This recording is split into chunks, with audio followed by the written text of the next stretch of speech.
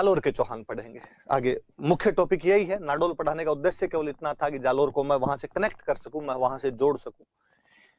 हमने पढ़ा कि बिजोलिया अभिलेख ये कहता है कि इसका नाम जाबालीपुर था। क्यों था साहब जाबालीपुर? तो हम कहते हैं कि यहाँ पे किसी समय एक ऋषि रहते थे, जाबाली। जाबाली नाम के ऋषि की तपोभूमि होने के कारण वो यहाँ पे तपते थे। तपोभूमि होने की वजह से, यहाँ पर तपस्या का क्षेत्र होने की वजह से इस क्षेत्र का नाम जाबालीपुर पड़ गया था। फिर जालोर कैसे पड़ा? तो हम कहते हैं यहाँ पे जाड़ के पेड़ ज्यादा थे। ये जाड़ प्लस लोर है। लोर का मतलब होता है सीमा, बाउंड्री। जाड़ एक पेड़ का नाम है। वह क्षेत्र जो जाड़ की सीमाओं से घिरा हुआ है, वह क्षेत्र जिसकी बाउंड्री पर जाल की सीमाएं है, उसका नाम धीरे धीरे जालोर पड़ गया। ये कान के अपने नीचे वाला ये होता है, इसको कहां बोलते हैं? लोड़ है, एकदम नीचे सीमा, बाउंड्री, एग्जैक्टली वही जालोर। ये इधर पास में मैंने जाड़ का पेड़ दिखाया है जिस पर ये पिल्लू लगे हुए हैं। पश्चिमी राजस्थान के अंगूर का काम यही करते हैं। बहुत अच्छा सा पौधा होता है, अच्छे से इस पे ये फल लगते हैं। मैंने और बताया था कि जाड़ का जो पेड़ है वो हम आगे पढ़ेंगे। जसनाथ जी महाराज, जिनका पवित्र वृक्ष जसनाथी संप्रदाय का पवित्र वृक्ष बना था, और लूणकरण जो बीकानेर के राजा थे वो जसनाथ जी महाराज की कृपा से राजा बने थे, इसलिए बीकानेर के सिक्कों पर जाल का वृक्ष अंकित किया जाता था। वो बातें हम और पढ़ेंगे जब सिक्के वगैरह पढ़ेंगे, पर वहां भी याद रखना। तो दो चीजें आई कि पहले इसका नाम जाबालीपुर था क्योंकि तपोभूमि थी, और बाद में यहाँ पे जाल के वृक्षों की अधिकता की वजह से या जाल की सीमाओं की वजह से इसका नाम क्या पड़ गया था? जालोर पड़ गया था। मैंने दोनों बातें बता दी आपको। एक और बात बताऊं, चलो आगे वाले में करते हैं अपने। ये जालोर का किला है, इसके अंदर जालोर का किला दिखाया हुआ है। मैं जब जालोर के किले की बात करता हूं तो मैं वापस एक बात बताऊं आपको। किला देखिए फिर मैं बताता हूं। हमने पढ़ा कि यहां पर सबसे पहले कीर्तिपाल आया था 1181-82 ईस्वी के अंदर, 82 एडी के अंदर कीर्तिपाल यहां पर कब्जा करता है। कहा जाता है इससे पहले यहां पर परमारों का राज हुआ करता था। वह परमारों से यह किला छीन लेता है और किला छीन कर यहां पर अपना कब्जा कर लेता है। ये किला जिस पहाड़ी पर बना हुआ है उस पहाड़ी का नाम है सोनगिरी। सोनगिरी पहाड़ी है। गिरी, गिरी का मतलब तो पहाड़ी होता है। पहाड़ी का नाम ही सोन था तो सोनगिरी पहाड़ी थी। हिंदी में थोड़ा और अच्छा करेंगे तो ये हो जाएगा सुवर्णगिरी। थोड़ा और अच्छा करेंगे तो ये हो जाएगा कंचनगिरी। कंचन का मतलब भी सोना होता है। और आप देसी भाषा में कहोगे तो ये हो जाएगा सोनगढ़। तो ये सोनगिरी पहाड़ी पर बना हुआ था, इसलिए सोनगिरी का किला, सुवर्णगिरी का किला, कंचनगिरी का किला या सोनगढ़ कह दिया जाता है। गढ़ या किला, एक किला मतलब फोर्ट। तो आप इस सोनगिरी फोर्ट बोलिए, सुवर्णगिरी फोर्ट बोलिए, कंचनगिरी फोर्ट बोलिए या सोनगढ़ कहिए, बातें तमाम एक ही है। तो कोई पूछे कि भाई हम किस किले को सुवर्णगिरी का किला कहते हैं, तो जालोर के किले को कहते हैं क्योंकि उस पहाड़ी का नाम ही सोनगिरी पहाड़ी था। यहां से एक बात मुझे और याद आती है कि जैसलमेर का जो किला है उसको हम स्वर्णगिरी कहते हैं। ऐसा कहते हैं कि वो पीले पत्थरों का बना हुआ है और वो पीले पत्थर जो है वो धूप के अंदर सोने जैसे चमकते हैं, इसलिए उसका नाम स्वर्णगिरी का किला पड़ गया। इसलिए हम उसे गोल्डन फोर्ट कहते हैं, स्वर्णगिरी का किला कहते हैं या सोनार किला कहते हैं उसको। मैं जब जैसलमेर पढ़ाऊंगा तब मैं और बताऊंगा कि भारत के मूर्धन्य फिल्मकार सत्यजीत रे ने इस पर बहुत अच्छी मूवी बनाई है सोनार किला के नाम से। सत्यजीत रे जिनको की ऑस्कर मिला हुआ है, लाइफ टाइम अचीवमेंट का ऑस्कर मिला था, उन सत्यजीत रे ने अपने जैसलमेर के किले पर सोनार किला नाम की मूवी बनाई थी। तो ये स्वर्णगिरी का किला कहते हैं, सोनार किला ऐसा हम जैसलमेर के लिए कहते हैं। सोनगिरी का किला, सुवर्णगिरी का किला, कंचनगिरी का किला, सोनगढ़ का किला, ये तमाम बातें हम जालोर के किले के लिए कहते हैं। चूंकि जालोर में पहले परमारों का राज था, फिर नाडोल वाले चौहान आए जिनका नेता कीर्तिपाल था, वह यहाँ के कब्जा कर लेता है, इसलिए सोनगिरी वाले किले के अंदर आके वो रहने लगे, इसलिए चौहानों की उस ब्रांच का नाम पड़ गया सोनगरा।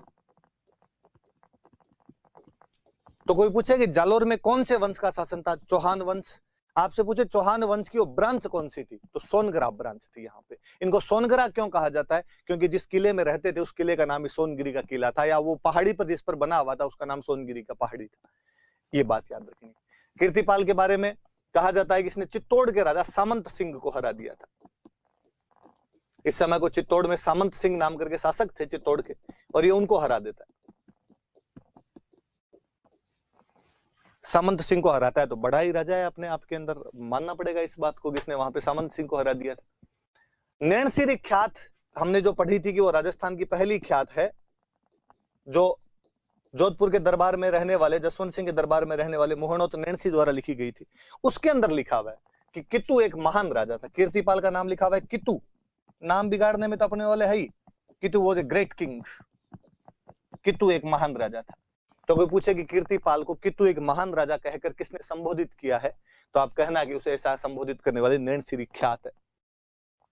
सुंधा पर्वत पर एक अभिलेख मिला है, सुंधा पहाड़ी है जहां पर हमारे सुंधा माता का मंदिर मिला है, वो सुंधा पर्वत पर एक अभिलेख मिला है और उस अभिलेख में इसकी उपाधि मिलती है राजेश्वर। इससे भी पता चलता है कि उस समय का बड़ा राजा था, इसीलिए उसकी उपाधि यहाँ पे राजेश्वर मिलती है। तो कीर्तिपाल जालोर में चौहान वंश की सोनगरा ब्रांच के राज्य का संस्थापक था।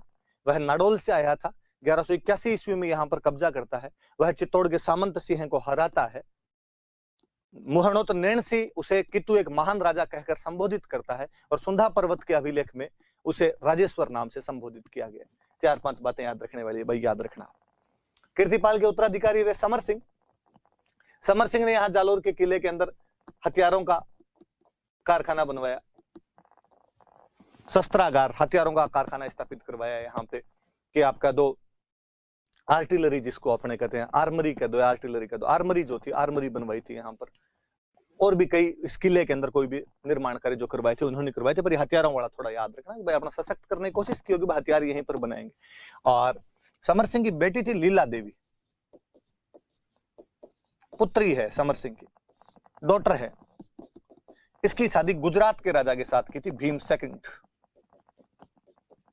पढ़ा हमने भीम सेकंड चालुक्य, पृथ्वीराज चौहान और भीम सेकंड चालुक्य दोनों इच्छिनी देवी आबू की परमार राजकुमारी से शादी करना चाहते हैं, इसलिए दोनों के बीच में युद्ध हो गया था जिसमें जगदेव प्रतिहार संधि करवाता। पढ़ा था वही भाई आपकी भीम सेकंड जो है। तो समर सिंह की बेटी लीला देवी की शादी भीम सेकंड के साथ की गई। शायद समर सिंह अपने पड़ोसी राज्य के साथ में अच्छे संबंध बनाकर उधर से बचने का प्रयास कर रहा होगा। तो कूटनीतिक आदमी भी है, डिप्लोमेसी भी जानता है, स्ट्रेटेजिकली भी अपने को अच्छा करने का प्रयास कर रहा है। फिर उदय सिंह बने। उदय सिंह थोड़ा और शक्तिशाली राजा हुआ और उदय सिंह ने कहते हैं उस समय 2 जगह जीत ली थी। एक जीता था मंडोर, एक जीता था नाडोल। कहते हैं उस समय मंडोर और नाडोल दोनों पर इल्तुतमिश ने कब्जा कर रखा था। दिल्ली का एक सुल्तान इल्तुतमिश, उसने इन दोनों जगह पर कब्जा कर रखा था, मंडोर पे और नाडोल पे। और ये इल्तुतमिश की जो भी उनके यहाँ पे सेनापति रुके हुए थे उन दोनों को यहाँ से भगा देता है और मंडोर और नाडोल पर अधिकार कर लेता है। मुझे बड़ा जोरदार लगता है कि यार इल्तुतमिश को भूताला के युद्ध में जतर सिंह ने हराकर भगा दिया था। कालांतर में रणथंभौर वाले भी इल्तुतमिश को यहाँ पर हरा देते हैं। कालांतर में जालोर का उदय सिंह मंडोर और नाडोल के अंदर इल्तुतमिश की सेनाओं को हरा देता है। पर हमारा इतिहास इनमें से किसी को नहीं जानता है। इंडियन हिस्ट्री में जहां इल्तुतमिश पढ़ते हैं वहां पर कोई नहीं लिखता कि इसको कई जगह से जूते हाथ में लेकर भागना पड़ गया था।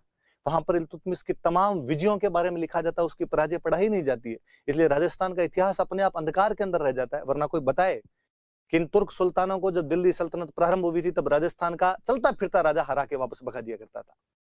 तो उदय सिंह का याद रखें।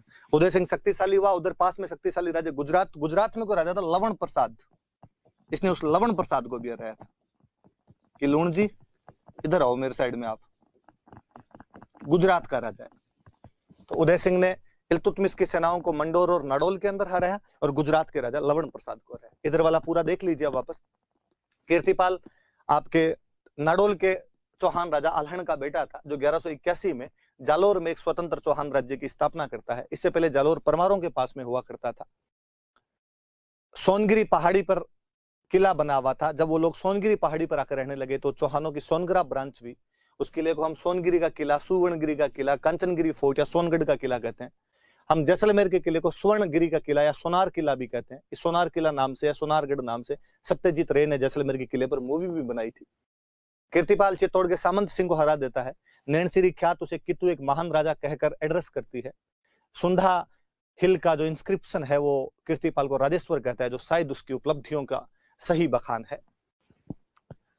इसके उत्तराधिकारी समर सिंह ने जालोर के किले में शस्त्रागार का निर्माण करवाया, आर्मरी बनवाई थी और अपनी बेटी लीला देवी की शादी गुजरात के चालुक्य राजा भीम सेकंड के साथ की थी। उदय सिंह मंडोर और नाडोल में इल्तुतमिश को हराकर भगा देता है और गुजरात के राजा लवण प्रसाद को हराता है। हम आगे बढ़े। एक चाचिक देव नाम का राजा बना।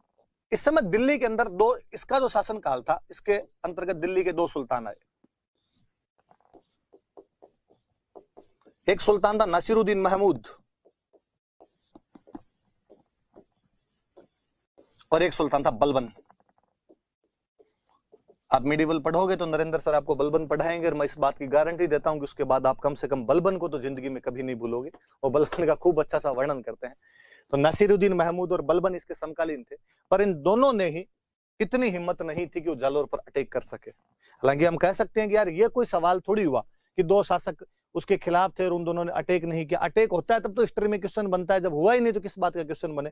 पर आरपीएससी ने पिछले साल ही किसी एग्जाम के अंदर पूछा था कि जालोर में उस समय कौन राजा था जब नासिरुद्दीन महमूद और बलबन उस पर आक्रमण करने की हिम्मत नहीं जुटा पाए थे। तो याद रखना भाई, चाचिक देव नाम का राजा था जिसके समय की घटनाएं वहां पर हुई थी। इतनी बात याद रखनी।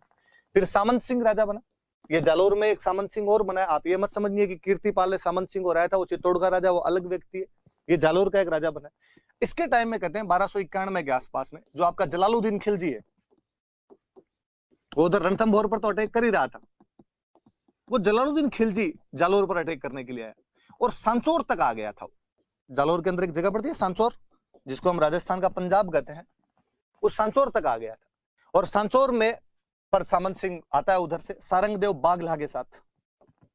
सारंगदेव बाघेला इसकी सहायता करता है और ये जलालुद्दीन की सेना को हराकर वहां से वापस भगा देते हैं। तो आप कह सकते हो ही defeated Jalaluddin Khilji with help of Sarangdev Baghela. Baghela Gujarat में राजा हुआ करते थे। सोलंकी जो होते, सोलंकियों की एक ब्रांच थी बाघेला, जिन्होंने धोलका नाम के छत्र पे गुजरात में कई जगह राज किया था। आगे कहीं बात आएगी तो मैं और बताऊंगा। उस सारंगदेव बाघेला की सहायता से ये जलालुद्दीन खिलजी को यहाँ से सांचौर से वापस लौटा देता है। आपके प्रधानमंत्री मोदी जी के कोई गुरु रहे यदि पॉलिटिक्स में, तो गुजरात में एक मुख्यमंत्री थे शंकर सिंह बाघेला, तो वो जो बाघेला सरनेम है गुजराती सरनेम है, तो सारंगदेव बाघेला की सहायता से निकाल दिया था इनको। शुरुआत वाले 4-5 राजा है। थोड़ी थोड़ी बातें याद करनी है। इन दिनों में क्वेश्चन पूछे जाने लगे। आजकल हिस्ट्री का थोड़ा ट्रेंड चेंज किया आरपीसी ने। पहले आरपीसी केवल बड़े बड़े राजाओं पे फोकस किया करती थी, प्रताप, चंद्रसेन, पृथ्वीराज, कुंभा, सांगा, राज सिंह, मालदेव, चंद्रसेन, इनके बारे में क्वेश्चन पूछती। पर उसको लगा कि यार स्टूडेंट बड़ा हरामी है, और उसने वो तमाम राजा जो मुख्य मुख्य राजा वो पूछती है उनके बारे में सब कुछ पता लगा लिया। इसके कितने टाबर, इसकी कितनी लुगाइयां, कहाँ मरा, कहाँ जिंदा रहा, कितने रोटियां खाता था, सब कुछ आता है। तो आरपीसी उन राजाओं की तरफ क्वेश्चन पूछने का प्रयास करते हैं जिन राजाओं के बारे में आप कम पढ़ते हैं या जिनके बारे में किताबों में कम जानकारी है। तो आप थोड़ा सा ध्यान रखना है। मैंने 4-5 जानकारियां बता दी। ये है वाकई जालोर के अंदर पढ़ने वाला राजा जो है वो अभी आएगा, जिसके बारे में हम पढ़ेंगे, कान्हड़देव सोनगरा।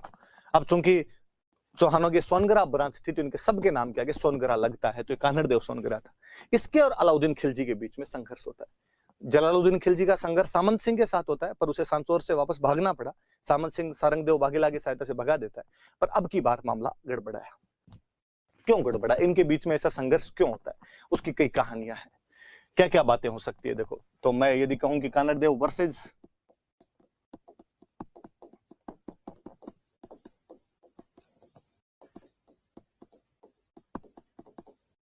अलाउद्दीन खिलजी, एक तो वही सेम सी बात आएगी कि जालोर गुजरात जाने वाले रास्ते के ऊपर एकदम डिपेंड करता है। वो तमाम जगह वो बात लिखनी है। आप चित्तौड़, रणथंभौर, जालोर किसी की भी बात करो, आप कहो कि ये दिल्ली गुजरात वाले रास्ते के ऊपर था, या मैं और कहूं कि दिल्ली से साउथ वाले रास्ते